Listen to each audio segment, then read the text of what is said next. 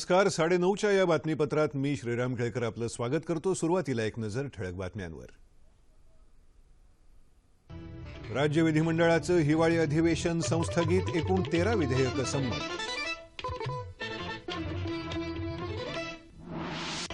कोल्हापूरचा टोल अखेर रद्द, डाळ घोटाळ्याबाबतचे आरोप मुख्यमंत्र्यांनी फेटाळले. राज्यात डान्स बार बंद करण्यासाठी नवा कायदा करण्याची मुख्यमंत्र्यांची ग्वाही. दुष्काळग्रस्त शेतकऱ्यांना केंद्राकडून सगळ्यात जास्त मदत मिळण्याचे मुख्यमंत्र्यांचे संकेत. संसदेच्या हिवाळी अधिवेशनाचं सूप वाजलं, लोकसभेत 13 आणि राज्यसभेत 10 विधेयकं संमत. काळानुरूप भ्रष्टाचार प्रतिबंधक कायद्यात बदल करणं आवश्यक असल्याचं जेटली यांचं प्रतिपादन. आजवरच्या सहकार्याची जाण ठेवून रशियाबरोबरचे संबंध अधिक दृढ करण्याचा पंतप्रधानांचा निर्धार. आणि उत्तर भारतातल्या थंडीच्या लाटेमुळे राज्यातला गारठा वाढला.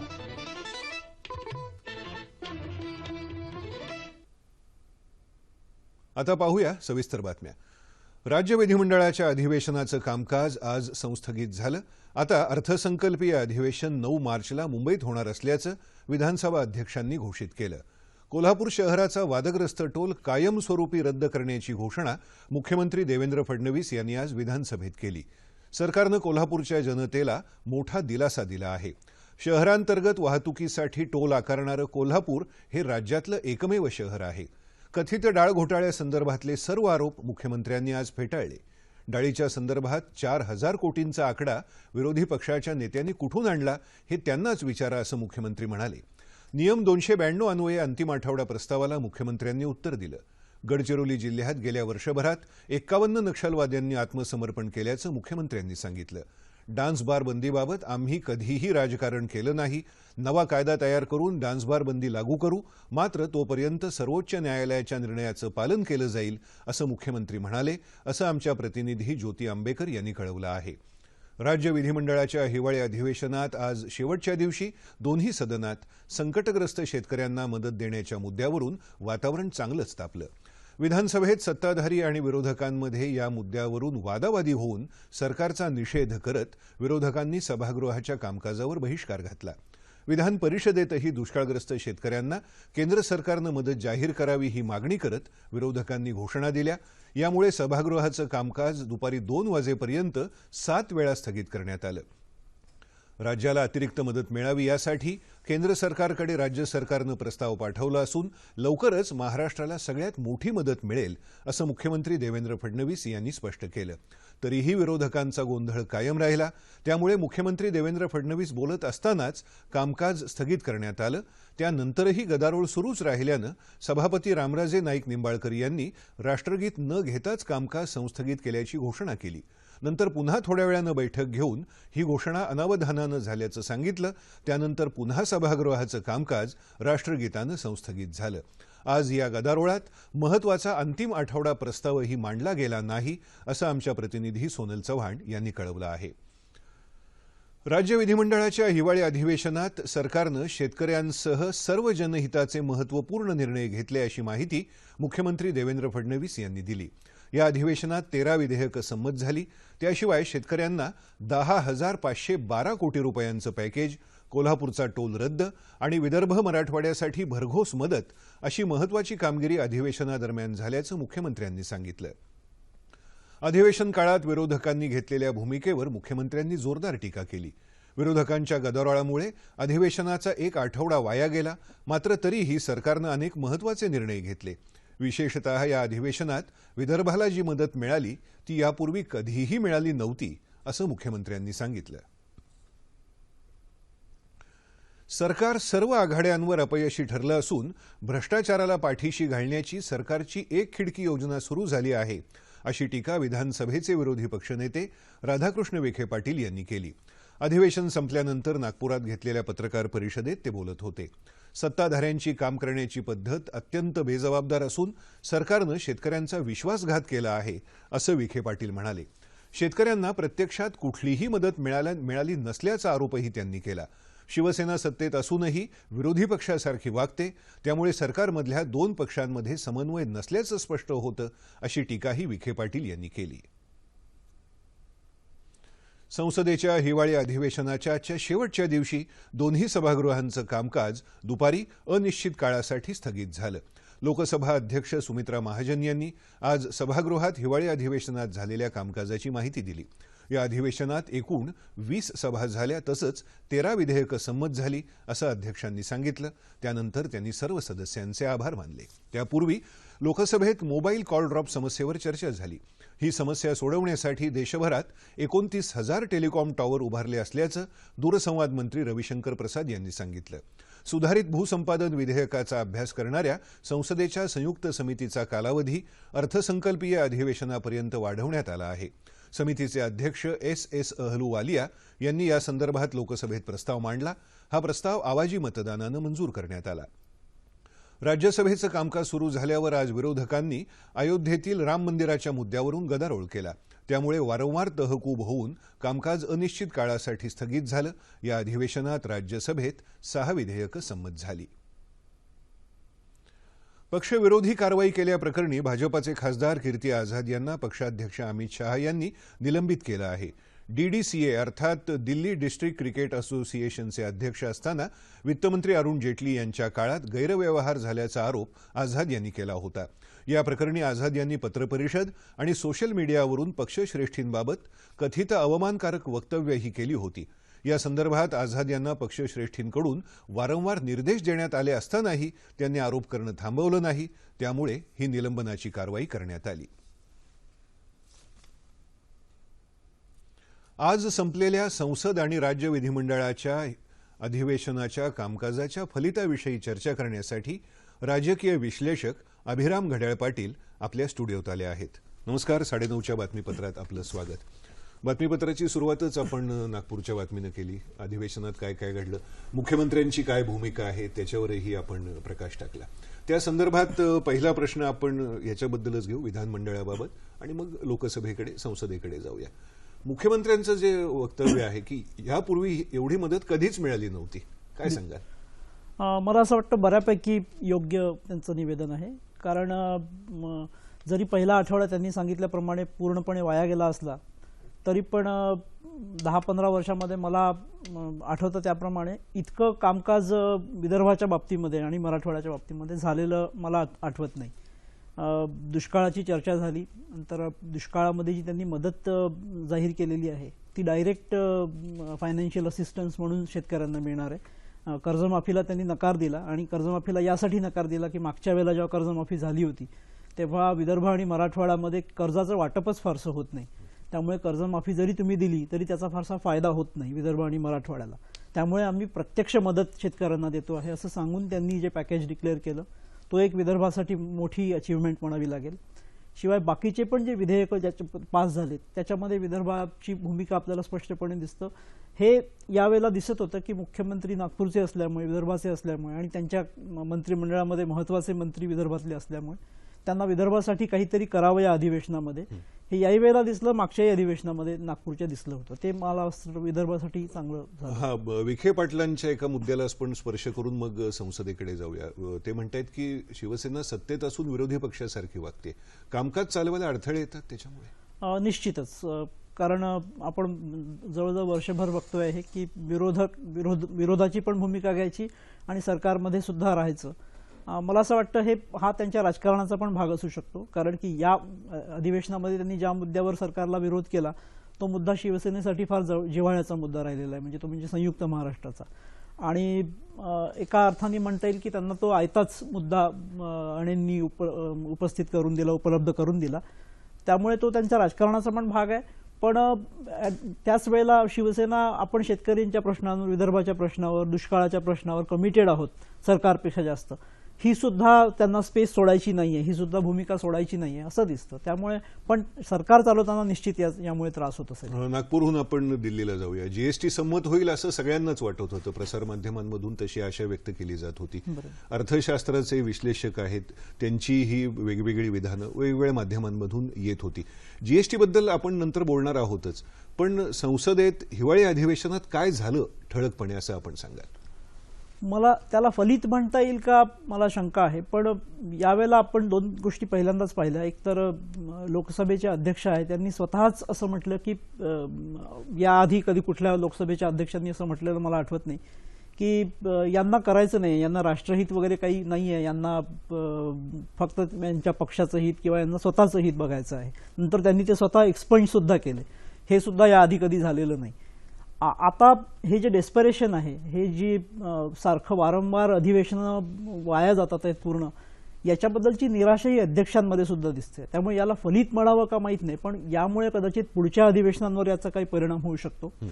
हेच राज्यसभेमध्ये सुद्धा झालं. आज हमीद अन्सारींनी अत्यंत कडक शब्दांमध्ये सर्व खासदारांना सांगितलं की आपण आत्मपरीक्षण करण्याची गरज आहे आणि अशा प्रकारे जर कामकाजाचा वेळ वाया जात असेल तर ते आपल्या लोकशाहीसाठी चांगलं नाही. त्यामुळे मला असं वाटतं हे बऱ्यापैकी एक फलित आहे. याचा कदाचित परिणाम पुढच्या अधिवेशनामध्ये दिसू शकतो. तुमच्या उत्तरातल्या शेवटच्या मुद्द्यावरूनच मी पुढच्या प्रश्नाकडे जातो. वेळ आणि पैसा दोन्ही गोष्टी वाया जातात. बरोबर. हा पैसा तुमचा, माझा, प्रत्येकाचा आपल्या खिशातून जो कर जातो त्याचा असतो. प्रसार माध्यमांमधून हे सर्व देशभर जगभर जातं. कसा अटकाव घालता येईल याला? अटकाव घालता येईल का? मला असं वाटतं सगळ्यात मोठा उपाय हाच की जनतेचं जोपर्यंत त्यांच्यावर दडपण राहत नाही. कारण उदाहरण द्यायचं झालं तर ज्युव्हेनाईल जस्टिस ऍक्ट बिल त्यांनी पास केलं आणि ते स्पष्टपणे म्हणता येईल की जनतेचा दबाव असल्यामुळे त्यांनी ते केलं. कारण ते सुद्धा जवळजवळ वर्ष झालं. हे सरकार आल्याबरोबरच त्यांनी ते परत रिव्हाइव्ह केलं होतं, पण ते पास झालं नाही. यावेळेला पास झालं कारण जनतेचा दबाव होता. हा असल्याशिवाय, कारण सगळे आयुधं वापरून झालेली आहेत लोकसभेमध्ये, राज्यसभेमध्ये, आणि राज्यसभेचे अध्यक्ष, लोकसभेचे सभापती हे सगळेजण निराश होईपर्यंत वेळ आलेली आहे. त्यामुळे काही आणखी करता येईल का असं वाटत नाही. एक तर जनतेचं त्यांच्यावर दडपण असलं पाहिजे, आपण हा पैसा वापरतोय, आणि दुसरं म्हणजे प्रत्येक पक्षाने त्यांच्या पुढच्या राजकारणाचा विचार केला पाहिजे. कारण आज तुम्ही भाजपनी आधी विरोधी पक्षामध्ये असताना जर अडचण निर्माण केली असं तुम्ही म्हणताय आणि त्यामुळे तुम्ही आता जर करत असाल तर पुढे निवडणुकीचे निकाल काही वेगळे राहिले तर पुढे ते सुद्धा काही फार औदार्याची भूमिका ठेवतील असं वाटत नाही. त्यामुळे हे कितपत चालू ठेवायचं आणि किती काळ चालू ठेवायचं हा विचार सगळ्याच पक्षांनी करायची वेळ आलेली आहे. विधानसभेमध्ये म्हणजे विधिमंडळात आणि संसदेतही, ज्याला राजकीय परिभाषेमध्ये, संसदीय परिभाषेमध्ये फ्लोअर मॅनेजमेंट असं म्हटलं जातं, म्हणजे सत्ताधारी पक्ष एका प्रकारे आणि संसदीय कार्यमंत्री त्यांची ती जबाबदारी असते दोन्ही ठिकाणी. ही जबाबदारी पार पाडण्यात सत्ताधारी पक्ष कुठेतरी कमी पडला. विरोधी पक्षांना विश्वासात घेता आलं नाही. तसा प्रयत्न करताना ते दिसले. म्हणजे या अधिवेशनाच्या सुरुवातीला एक फारच चांगली गोष्ट झाली जी होईल असं बऱ्याच जणांना वाटलं नव्हतं की माजी पंतप्रधानांनी आघाडीची भूमिका घेऊन सोनिया गांधी, मनमोहन सिंग आणि पंतप्रधान मोदी यांची एक बैठक घडवून आणली. तेव्हा असं वाटलं की बऱ्याचशा गोष्टी मार्गी लागतील.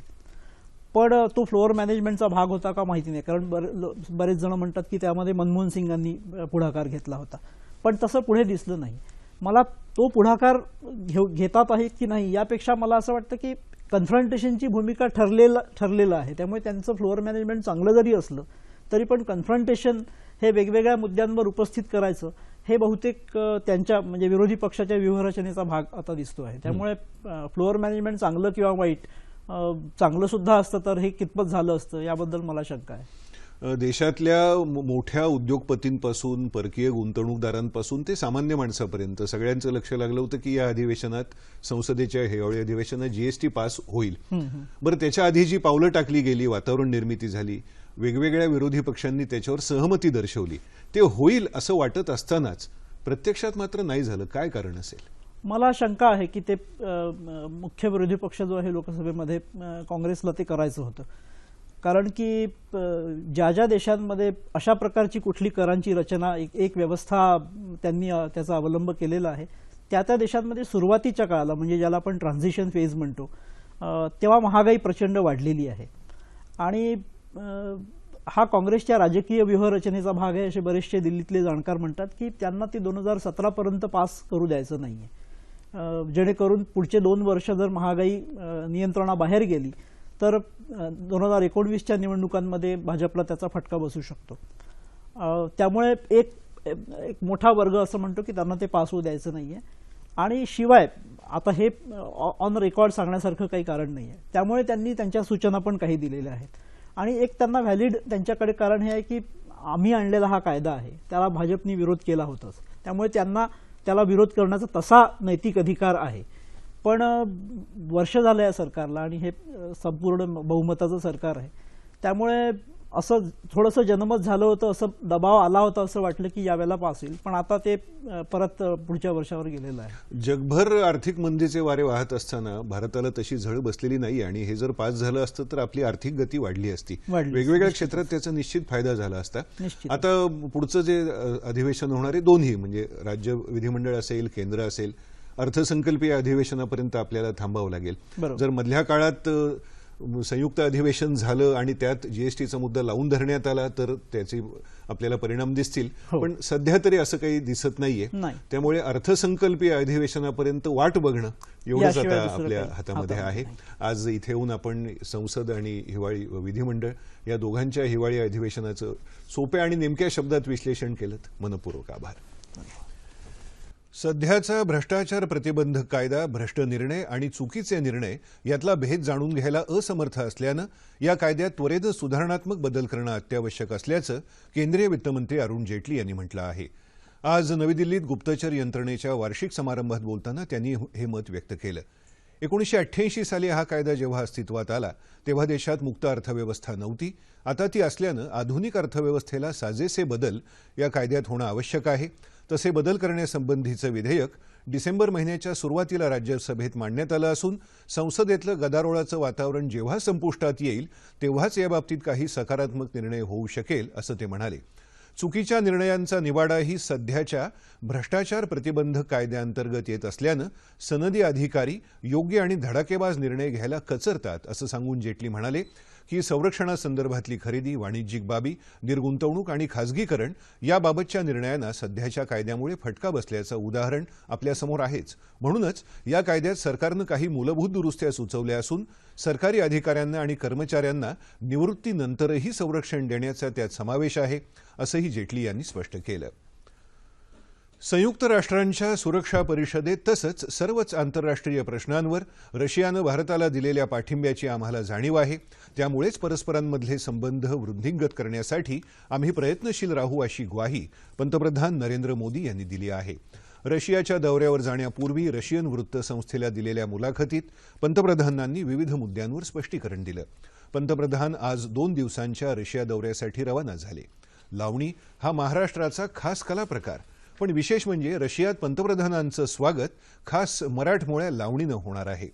या दौऱ्यात भारत रशिया शिखर परिषदेत सहभागी होऊन दोन्ही देशांमधले संबंध अधिक दृढ करण्यावर त्यांचा भर राहील.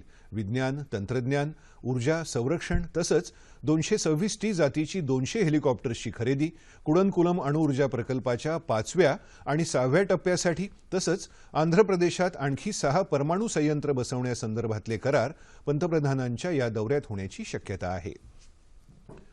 भारतीय अर्थव्यवस्था सध्या तुलनेनं स्थिर आणि चांगल्या स्थितीत असली तरीही चीनमधली मंदी आणि अमेरिकन फेड बँकेनं केलेली दरवाढ या पार्श्वभूमीवर भारत सरकारनं काळजीपूर्वक आर्थिक धोरण आखण्याची गरज आहे असं मत रिझर्व्ह बँकेचे गव्हर्नर रघुराम राजन यांनी व्यक्त केलं आहे.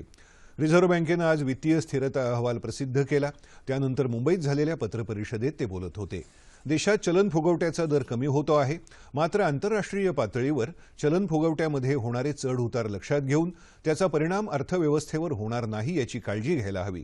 कॉर्पोरेट क्षेत्राच्या कामगिरीचा अर्थव्यवस्थेवर होणारा परिणामही विकासदराला बाधक ठरू शकतो असं राजन यांनी सांगितलं. भारताची देशी बनावटीची पहिली युद्धनौका INS गोदावरी आज सेवेतून मुक्त झाली. मुंबईतल्या नौदल गोदीत आज या युद्धनौकेला निरोप देण्यात आला. 10 डिसेंबर 1983 रोजी INS गोदावरी ही भारतीय नौदलाच्या ताफ्यात सामील झाली. श्रीलंकेतल्या ऑपरेशन ज्युपिटर तसंच सोमालिया इथे राबवण्यात आलेल्या ऑपरेशन शील्ड आणि ऑपरेशन बोल्स्टर तसंच समुद्री चाचेगिरी रोखणाऱ्या अनेक कार्यवाहीमध्ये या युद्धनौकेनं महत्त्वाचा सहभाग नोंदवला होता. देशाची पहिली युद्धनौका म्हणून भारतीय नौदलाच्या सामर्थ्याचं प्रतीक या नात्यानं INS गोदावरीचं वेगळं महत्त्व आहे. गेली 3 दशकं या युद्धनौकेनं भारताचा तिरंगा हिंदी महासागरात फडकवत ठेवला होता.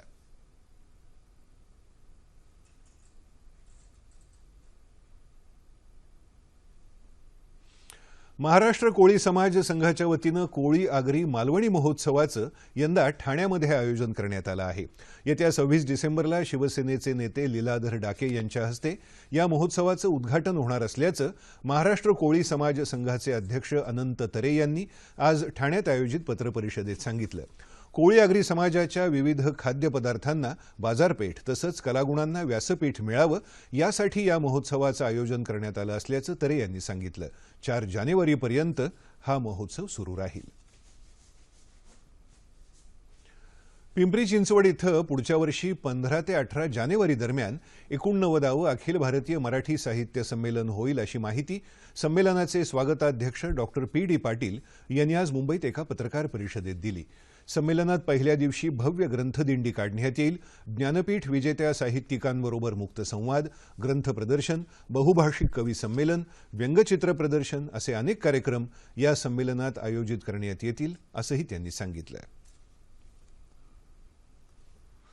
अभिनेता Salman Khan hit and run खटल्याप्रकरणी उच्च न्यायालयानं दिलेल्या निर्णयाला राज्य सरकार सर्वोच्च न्यायालयात आव्हान देईल अशी माहिती सरकारनं आज मुंबई उच्च न्यायालयात दिली. या निर्णयाला आव्हान देणारी याचिका लवकरच सर्वोच्च न्यायालयात दाखल करू असं सरकारी वकील अभिनंदन वग्यानी यांनी सांगितलं. या अपघातातल्या पीडितांना सलमान खानकडून नुकसान भरपाई मिळावी या मागणीची याचिका पत्रकार निखिल वागळे यांनी न्यायालयात दाखल केली होती. या याचिकेवर आज सुनावणी झाली. मुंबई उच्च न्यायालयानं या प्रकरणात सलमान खानची निर्दोष मुक्तता केली आहे. केंद्र सरकारच्या माहिती आणि प्रसारण मंत्रालयाच्या क्षेत्रीय प्रचार कार्यालय संचालनालयाच्या वतीनं हिंगोली तालुक्यातल्या कन्हेरगाव नाका इथं आयोजित करण्यात आलेल्या विशेष प्रचार अभियानाची आज सांगता झाली. माता बाल आरोग्य, लसीकरणाचं महत्त्व, किशोरवयीन आरोग्य आदी विषयांबाबत माहिती देण्याच्या उद्देशानं हे अभियान राबवण्यात आलं. डॉक्टर सतीश रुणवाल आणि रेहाना यांनी उपस्थितांना मार्गदर्शन केलं. शाहीर रमेश गिरी यांनी सादर केलेल्या नाटिकेलाही उपस्थितांनी चांगली दाद दिली. या अभियानांतर्गत आयोजित करण्यात आलेल्या स्पर्धांमधल्या विजेत्यांना मान्यवरांच्या हस्ते पारितोषिकं देण्यात आली.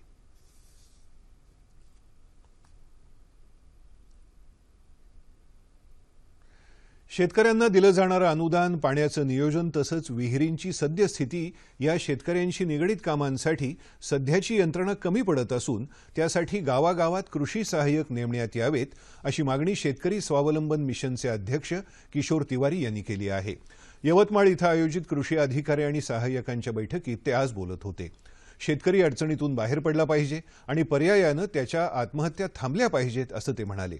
यावेळी जिल्हाधिकारी सचिंद्र प्रताप सिंह तसंच जिल्हा परिषदेचे मुख्य कार्यकारी अधिकारी मल्लीनाथ कलशेट्टी उपस्थित होते. मुंबईतल्या मालवणी परिसरातून बेपत्ता झालेल्या 3 युवकांचा दहशतवादी संघटना ISISशी संबंध असल्याचं अद्याप स्पष्ट झालेलं नाही अशी माहिती पुण्याच्या दहशतवाद विरोधी पथकाचे अधिकारी भानुप्रताप बर्गे यांनी आज पत्रकार परिषदेत दिली. या 3 युवकांपैकी अब्दुल वाजिद शेख या युवकाला ATSनं ताब्यात घेतलं होतं. नंतर त्याला सोडून देण्यात आलं. मात्र इतर 2 युवक अद्याप बेपत्ता आहेत. या तिघांचा ISISशी संपर्क झाला नसल्याचं बर्गे यांनी सांगितलं. मात्र या तिघांच्या घरातून ISISशी संबंधित व्हिडिओ आणि कागदपत्र मिळाल्यानं त्या दिशेनं तपास सुरू असल्याचंही ते म्हणाले. हे 3ही युवक 15 डिसेंबरपासून बेपत्ता होते. वाजिदचा ISISशी संबंध जोडल्याचं वृत्त टीव्हीवर बघून त्यानं परत येण्याचा निर्णय घेतला असं बर्गे यांनी सांगितलं. अकोला इथल्या आरोग्य उपसंचालक कार्यालयात कर्मचाऱ्यांच्या बदल्यांमध्ये अनियमितता झाल्याचा आरोप करत कर्मचारी संघटनांनी आज या कार्यालयापुढे धरणं आंदोलन केलं. 23 सप्टेंबर 2015 रोजी आरोग्य सेवा संचालकांनी या प्रकरणाची सखोल चौकशी करण्याचा आदेश दिला होता. पण त्याबाबत पुढे काहीही झालं नाही असं राज्य कर्मचारी संघटनेचे कार्याध्यक्ष SP नाकट आणि अनिल अंभोरे यांनी यावेळी स्पष्ट केलं. आरोग्य उपसंचालकांच्या कार्यालयात सीसीटीव्ही कॅमेरे बसवावेत, नियुक्ती अनुकंपा नियमानुसार करण्यात यावी, या आणि इतर मागण्यांसाठी हे आंदोलन करण्यात आलं. मागण्या मान्य न झाल्यास येत्या 26 जानेवारीपासून बेमुदत उपोषण करण्याचा इशारा कर्मचारी संघटनेच्या पदाधिकाऱ्यांनी दिला आहे. धनगर समाजाला अनुसूचित जमाती प्रवर्गातलं आरक्षण मिळावं याकरता गेली अनेक वर्षे सुरू असलेल्या लढ्याचा उपयोग न झाल्यानं आता तीव्र आंदोलन करण्याशिवाय पर्याय राहिलेला नाही, असं मत माजी आमदार प्रकाश शेंडगे यांनी व्यक्त केलं आहे. आज सांगली जिल्ह्यात केरेवाडी इथं धनगर समाजाच्या सभेत ते बोलत होते. माजी मंत्री शिवाजीराव शेंडगे यांच्या 14व्या पुण्यतिथीनिमित्त ही सभा आयोजित करण्यात आली. उत्तर प्रदेश, बिहार, मध्य प्रदेश आणि छत्तीसगड राज्यांमधल्या धनगर बांधवांना ह्या प्रवर्गातल्या सवलती मिळतात, त्याच धर्तीवर राज्यातल्या धनगर समाजालाही त्या मिळाव्यात अशी आमची मागणी असल्याचं शेंडगे म्हणाले. गेल्या 30-40 वर्षांपासून झोपडपट्टीत राहणाऱ्यांना ओळखपत्र द्यावीत, गायरान जमिनीवर ताबा असणाऱ्यांच्या जमिनी त्यांच्या नावे कराव्यात आणि इतर मागण्यांसाठी रिपब्लिकन पार्टी ऑफ इंडियाच्या वतीनं आज जालन्यामध्ये जिल्हाधिकारी कार्यालयावर मोर्चा काढण्यात आला. उपजिल्हाधिकारी राजेश इतवारे यांना एक निवेदनही मोर्चेकऱ्यांनी दिलं.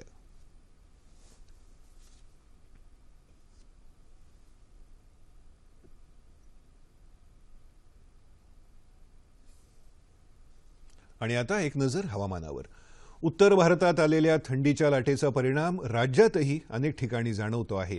मध्य महाराष्ट्र आणि विदर्भाच्या काही भागांमध्ये किमान तापमानात सरासरीच्या तुलनेत किंचित घट झाली असून उर्वरित भागात तापमानात लक्षणीय वाढ झाली आहे. येत्या 36 तासांमध्ये उत्तर कोकणात काही ठिकाणी वातावरण थंड राहील, तसंच संपूर्ण राज्यात हवामान कोरडं राहील अशी शक्यता हवामानशास्त्र विभागानं वर्तवली आहे. आणि आता तापमान अंश सेल्सिअसमध्ये. मुंबई कमाल 28, किमान 12. नागपूर 29 आणि 18. पुणे कमाल 31, किमान 10. औरंगाबाद 29 आणि 13. नाशिक कमाल 28, किमान 6. कोल्हापूर 31 आणि 18. रत्नागिरी कमाल 31, किमान 15. सोलापूर 33 आणि 17. आणि अमरावती कमाल 28, किमान 13 अंश सेल्सिअस. शेवटी ठळक बातम्या पुन्हा एकदा. राज्य विधिमंडळाचं हिवाळी अधिवेशन संस्थगित, एकूण 13 विधेयकं संमत.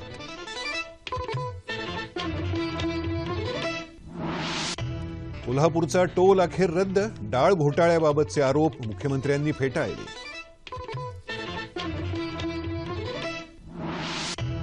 राज्यात डान्स बार बंद करण्यासाठी नवा कायदा करण्याची मुख्यमंत्र्यांची ग्वाही.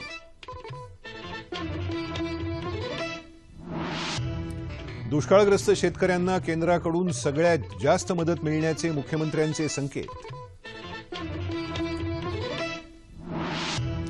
संसदेच्या हिवाळी अधिवेशनाचं सूप वाजलं, लोकसभेत 13 आणि राज्यसभेत 10 विधेयकं संमत. भ्रष्टाचार प्रतिबंधक कायद्यात काळानुरूप बदल करणं आवश्यक असल्याचं जेटली यांचं प्रतिपादन.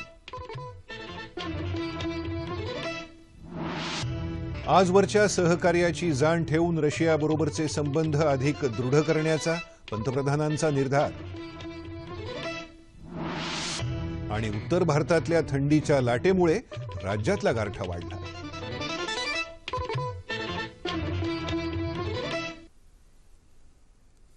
याबरोबरच हे बातमीपत्र संपलं. पुन्हा भेटूया उद्या सकाळी 8:30 वाजता आपल्या सह्याद्री वाहिनीवर. नमस्कार.